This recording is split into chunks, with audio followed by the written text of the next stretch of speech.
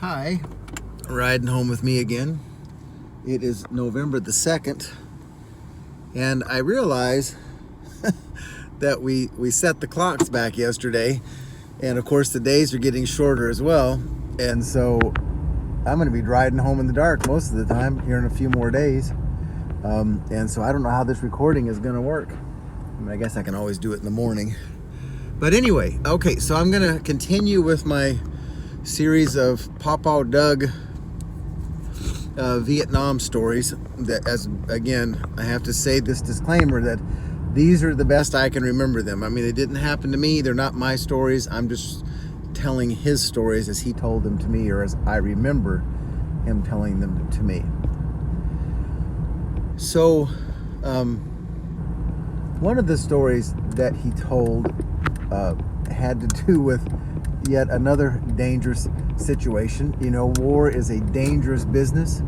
It's amazing what this country asks of our young men and young women in their military roles, and I'm proud that my father did that. I'm proud of all the people that have done it and the difference it's made in all of our lives. But anyway, okay, now I'm on the road. I can focus on this a little bit better. So Papaw, as I told you, flew an F-100 Super Sabre, and it was a single-seater fighter jet, and it was designed so that it could be used by the Navy, and it could land on an aircraft carrier. And because of that, it had a hook in the back.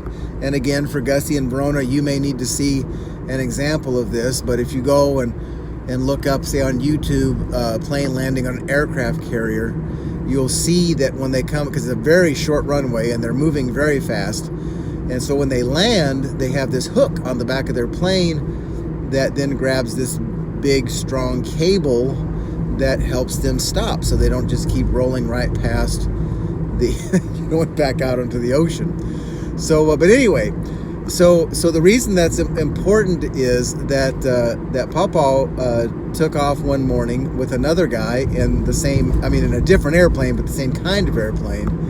And as they were going, the Papaw started getting ahead of the other guy, the other plane, and he was telling Papaw, he said, apparently the phrase was, "Give me some stick." In other words, slow down, or pull back on the stick a little bit because you're going too fast and I'm not keeping up with you. So Papaw did this, but he didn't slow down. And so the long and the short of that is that his I don't know if you'd call it accelerator, but whatever it is that controls the speed of his plane, so we'll call it accelerator for now because I don't know the right term, was stuck wide open. And so he could not slow down.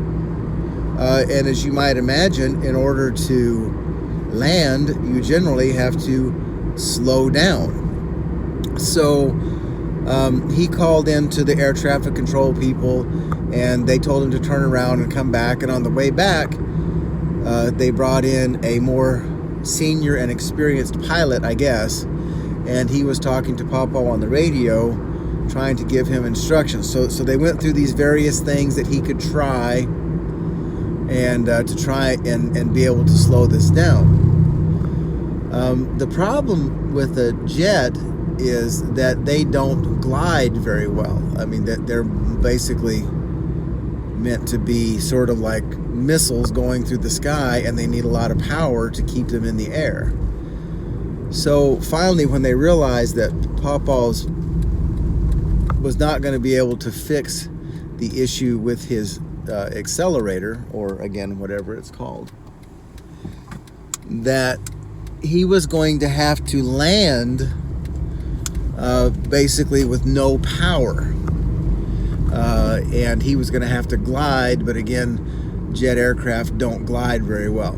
So they worked out this plan about how far above the ground he should be, about what time he should cut the power, and then basically hope that because he was coming in so fast that he would be able to stop before he got to the end of the runway. Oh, now rewind back to the beginning of the story when I was telling you about the hook on the back of his plane. So they did have, for emergency situations, I guess, just like this, they had one of those big cables on the runway there at his base in Vietnam. And so the idea was that he was going to come in and he was going to drop his hook, and they were going to hope that it would work to stop his plane. And again, if I remember this story correctly, one of the questions Papaw asked the guy was, well, what if this doesn't work? And the guy said, well, you're probably going to die. So again, war is a messy, dangerous business. And so it's good that people are willing to go and help the way they can. So anyway, as you well know now, of course, Papaw lived through this. He came in, he said he just came screaming in. He cut the power. It got real quiet. Came in really, really fast, hit the ground really hard, and rolling down the runway, but the hook worked, and it caught him, and obviously he was saved and made it out of that one. I hope I remember that one right. I feel like I'm mixing 2 or 3 different stories together. Anyway, that's the best you got, though. Love you.